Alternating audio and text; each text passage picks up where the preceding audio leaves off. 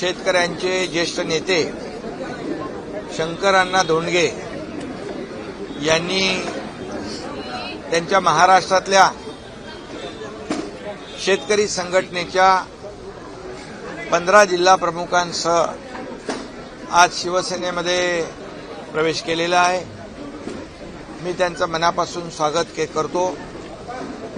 खरं म्हणजे शंकरअण्णा धोंडगे यांनी शेतकरी चळवळीमध्ये मोठा सहभाग घेतलेला आहे।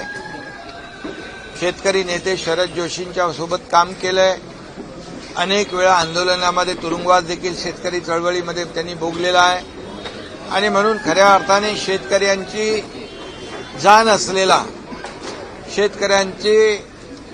शेतकऱ्यांच्या अडचणी आणि समस्या समजून घेणारा अशा प्रकारचा शेतकरी नेता आज शिवसेनेमध्ये दाखल झालेला आहे। यामुळे नांदेड मराठवाडा भागामध्ये शिवसेना मजबूत होईल आणि शिवसेना अधिक ताकदीने या ठिकाणी शेतकऱ्यांच्या पाठीशी उभी राहील आणि त्यामुळे मी मनापासून त्यांना धन्यवाद देतो की त्यांनी विश्वास दाखवला की शेतकऱ्यांच्या बद्दल एक कणव आणि शेतकऱ्यांच्या बद्दल एक आत्मीयता असलेला एकनाथ शिंदे यांच्या पक्षामध्ये मी जातो अशा प्रकारचं त्यांनी वक्तव्य केलं आणि म्हणून त्यांनी जो विश्वास दाखवलेला आहे तो विश्वास सार्थ करण्याचं काम शिवसेना आमचे पदाधिकारी करतील आणि शेतकऱ्यांच्या पाठीशी नेहमी शिवसेना उभी राहिलेली आहे। जिथे आपत्ती तिथे शिवसेना, जिथे संकट तिथे एकनाथ शिंदे, हे समीकरण आपण गेल्या अनेक वर्ष पाहतोय आणि म्हणून या राज्याच्या तिजोरीवर बळीराजाचा पहिला अधिकार आहे हे मी नेहमी भाषणामध्ये सांगत असतो आणि बळीराजा आपला अन्नदाता मायबाप आहे आणि आमचं सरकार बळीराजाच्या पाठीशी आहे।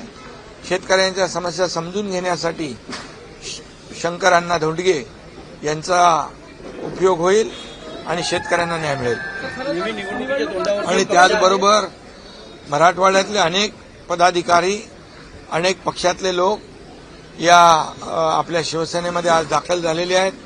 आमचे खासदार भुमरे नानांच्या मार्गदर्शनाखाली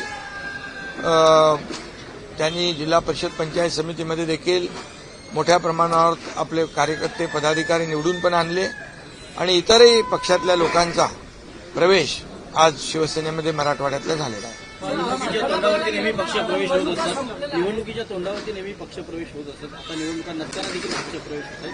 शिवसेना ग्रामीण भागामध्ये मोठ्या प्रमाणात बळकट करण्यासाठी काही एकूण पायाभरणी आहे।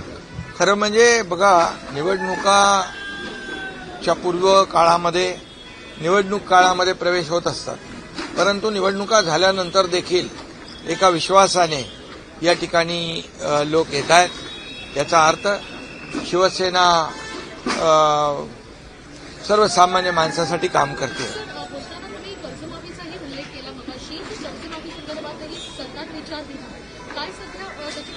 शेतकऱ्यांच्या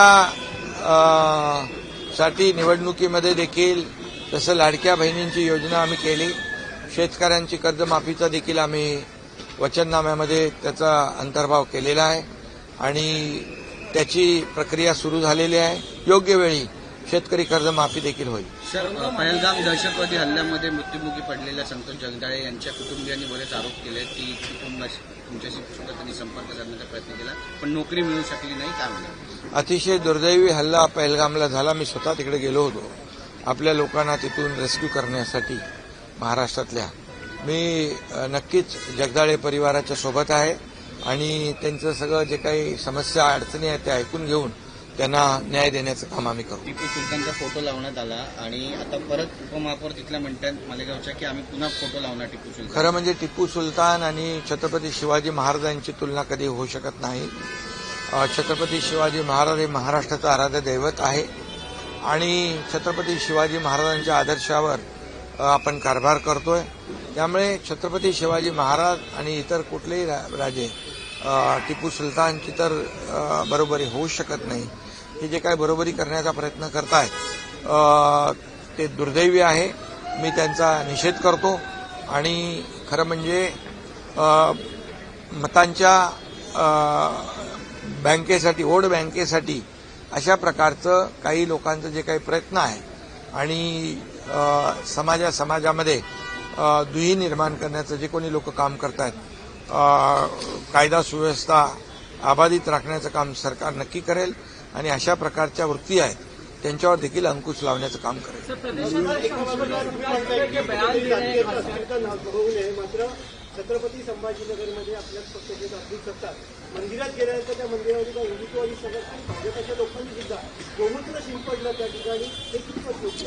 खरं म्हणजे अब्दुल सत्तार काय, साबिर शेख काय, हे सगळे आमच्या मंत्रिमंडळात देखील होते आणि अब्दुल सत्तार हा आपला लोकप्रतिनिधी आहेत, ते देशभक्त आहेत, राष्ट्रभक्त आहेत. अशा प्रकारचं कृत्य योग्य नाही. काल खासदार डॉक्टर श्रीकांत शिंदेने उत्तर दिलेलं. अब्दुल सत्तार अगर किसी मंदिर में जाते हैं उसके बाद अगर किया जाता है, बीजेपी भी आक्रामक है कि आप अगर तो हिंदुत्व स्वीकार कर लीजिए तो क्यों बात करते हैं? ये दुर्भाग्यपूर्ण बात है. अब्दुल सत्तार हमारे मंत्रिमंडल में भी रह चुके हैं. अब्दुल सत्तार हमारे विधायक हैं, शिवसेना के विधायक हैं और मंत्री भी रह चुके हैं. साबिर शेख भी जब हिंदू हृदय सम्राट बाला साहब ठाकरे जी थे तब उनको मंत्री बनाया था. ये देशभक्त मुसलमान हो या हिंदू हो, राष्ट्रभक्त जो भी है वो हमारा है. ये देश के खिलाफ जो भी बयानबाजी करेगा वो हमारा दुश्मन है और इसलिए ऐसे कोई ऐसी घटना हुई तो दुर्भाग्यपूर्ण है. सत्तार अगर बात करते हैं कि कंपैरिजन जिस तरीके से करते हैं टीपू सुल्तान का छत्रपति शिवाजी महाराज के साथ, उसके बाद वो कह रहे हैं कि मेरे जो वक्तव्य को पेश किया जा रहा है. देखिए, छत्रपति शिवाजी महाराज हमारे महाराष्ट्र के आराध्य दैवत है. छत्रपति शिवाजी महाराज का आदर्श सामने रखकर हम लोग काम कर रहे, यहाँ भी कर रहे और आदरणीय प्रधानमंत्री नरेंद्र मोदी जी भी छत्रपति शिवाजी महाराज जी का आदर्श रखकर काम कर रहे हैं. इसलिए छत्रपति शिवाजी महाराज और टीपू सुल्तान की तुलना नहीं हो सकती. बराबरी तो बात की बात है, वो तुलना हो नहीं सकती क्योंकि छत्रपति शिवाजी महाराज है और टीपू सुल्तान की बराबरी करने वालों का मैं कड़ी निंदा करता हूं, निषेध करता हूं. ऐसा वक्तव्य करना भी सही हम कहेंगे तो देशद्रोह है.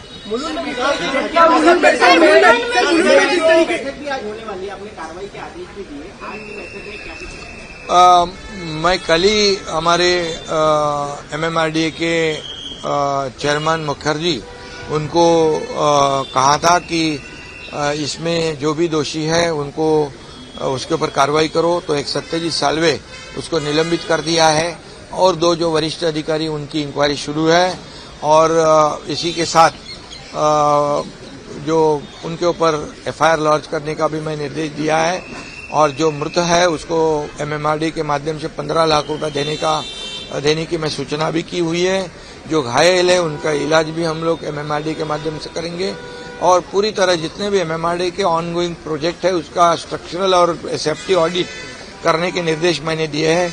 जो कंपनी इसमें दोषी है उसके ऊपर 5 करोड़ का फाइन भी लगाया है. जो कंसल्टेंट है उसके ऊपर भी 1 करोड़ का फाइन लगाया है.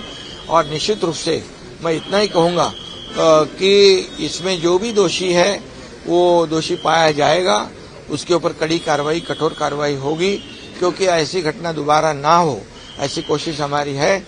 और इसलिए इसमें जो भी है और जो भी अधिकारी है, कंपनी है, जो भी इसके मौत को जिम्मेदार हमारे आम नागरिक को है वो उसके ऊपर कड़ी कार्रवाई करनी है. सर, MMRDAचं बजेट आहे 48,000 कोटीचं बजेट आहे. सगळ्यांना सगळे जेवढे प्रकल्प आहेत त्याला स्ट्रक्चरल ऑडिट आणि सेफ्टी ऑडिट करण्याच्या सूचना दिलेल्या आहेत आणि त्याचं मॉनिटरिंग करण्याच्या, थर्ड पार्टी ऑडिट करण्याच्याही सूचना मी दिलेल्या आहेत. सर, 48,000 कोटीचं बजेट आहे MMRDAचं यंदा आणि 17 लाख रुपये प्रॉफिटमध्ये MMRDA आहे आणि हे सगळं तुमच्या यावर्षी आतापर्यंत MMRDAचं बजेट तुटीचं होतं, पण आता मी तुम्हाला सांगणार नाही कारण ते आता मीटिंग आहे. पण यावर्षीचं बजेट सरप्लस आहे, शिल्कीच आहे. एवढे मोठमोठे प्रकल्प करून सुद्धा या ठिकाणी अर्थसंकल्प जो आहे म्हणजे एमएमआरडीएच्या आमच्या अधिकाऱ्यांना आणि कर्मचाऱ्यांना धन्यवाद देतो। 1.5 साल की बेटी उसके दर्दनाक हादसा हुआ है, किसने देखा आपकी तरफ से बहुत बड़ी मदद की गई है? मैंने खुद उसको मॉनिटर किया है। शाइना एनसी खुद उधर गई थी, हमारी स्पोक्स पर्सन, और वो आरोपी है, उसको अरेस्ट किया गया है। ऐसे आरोपी को फास्ट ट्रैक कोर्ट पर चलाकर जल्द से जल्द उसको फांसी की सजा कैसी होगी इसके ऊपर हम सरकार पूरी तरह देखेंगे। ये विकृति है, ये विकृति को खत्म करना ये सामाजिक एक हमारा सबका जिम्मेदारी है, और इसीलिए ऐसे जो कृत्य करेंगे उसको बख्शा नहीं जाएगा, उसको बराबर उसका हिसाब किताब किया जाएगा। इससे पहले भी सामने आई है सर, ऐसी पहले घटना आई तो उसको, इसके पहले जो घटना आई बच्ची के साथ अत्याचार हुआ था, उसको उसके ऊपर पुलिस ने बराबर कार्रवाई की, बदलापुर वाली।